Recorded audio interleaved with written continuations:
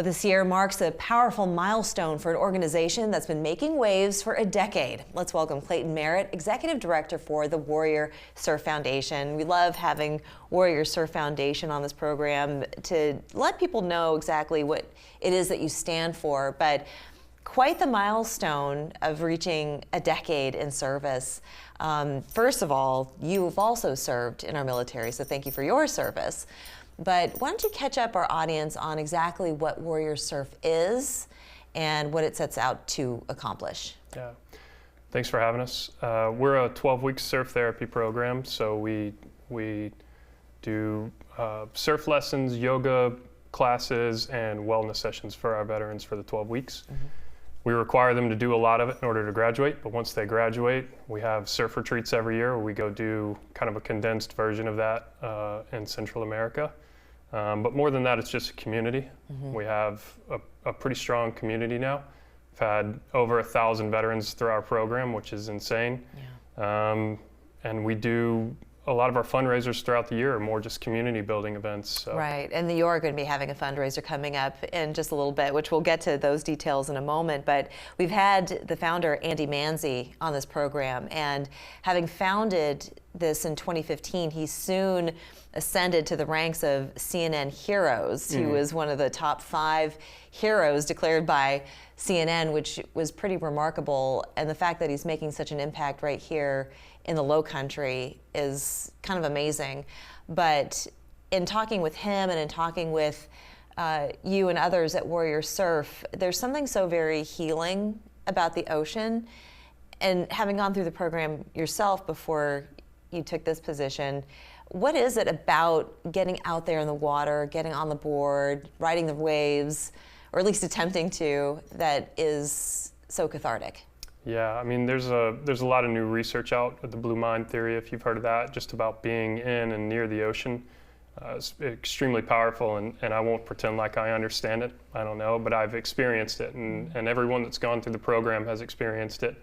And the best I can attribute it to is you have to be mindful and present in a way that you're usually not. You're thinking about other things, and when you're on a board doing something new, only focused on the ocean and not falling or not messing up, you're truly present. Yeah. And it's just a way to it's a meditation. Yeah. In the water. It really is.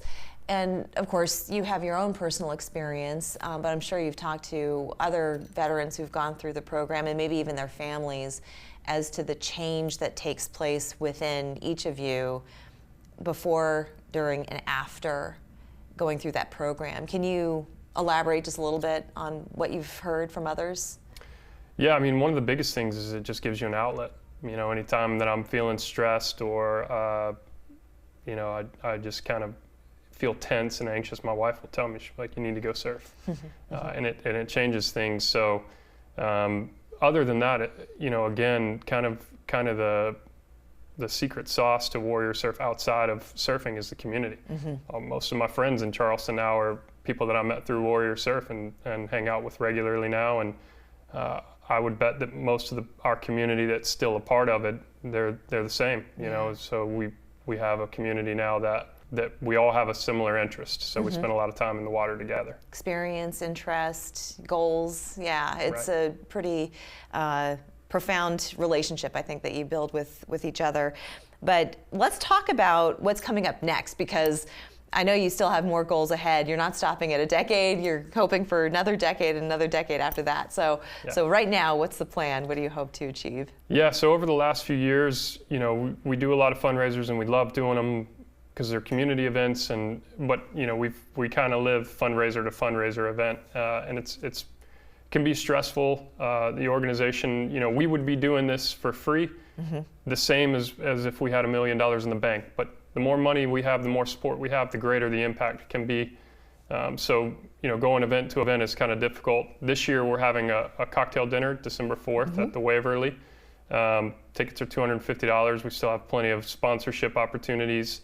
We're hoping this event will kind of give us some breathing room going forward, so that our fundraisers can just be more community events, and which they are for the community, but for the staff, in the back of our mind, we're always like, all right, we got enough to make it to the next one. And so, so that is a goal as well, is to actually establish a headquarters for Warrior Surf. Absolutely. Yeah. Are you taking Warrior Surf anywhere else throughout the country, or are you mostly focused right here in Charleston? We've done some travel camps, other places, and we've had other veteran organizations come here, and we have participants from all over the nation come and stay here and do it. But or even creating satellite it's been a conversation.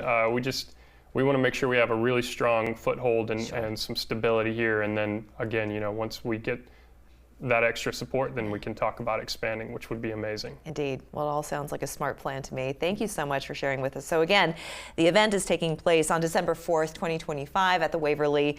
It is a cocktail affair, so even if you can't make it, make sure you donate to Warrior Surf Foundation. Thanks so much for joining us. Thanks for having us. We'll be back after this.